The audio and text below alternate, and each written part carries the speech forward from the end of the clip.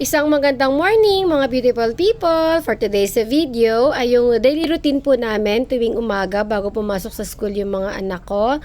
At kapag andito si Habi ang nagpe-prepare ng aming coffee imbes na siya yung pagtitimplan.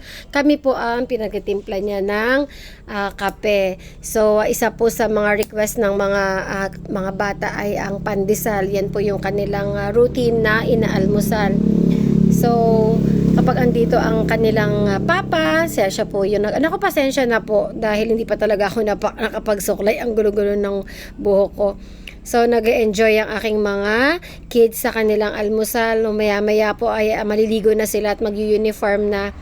Ang akin naman pong baby girl ay nagdedede habang nanonood ng kanyang Cocomelon. Ayan, sobrang cute na nga baby po, And then, hinatid po namin sila sa school.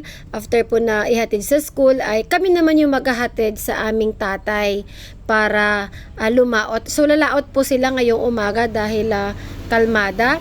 So, papunta po kami sa daungan ng aming bangka.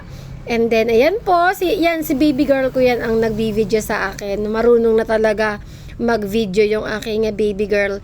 And then, binigay niya sa akin. So, ako naman yung nag-video sa kanya. So, sobrang enjoy talaga. Actually, naligo po yan pagka bago kami mag-alis, naglublob talaga siya sa tubig. Pero yung aking hubby ay hindi umalis, no? Ayaw nilang umalis dahil may low pressure pala. At masama po pala ang panahon, hindi namin na sa balita.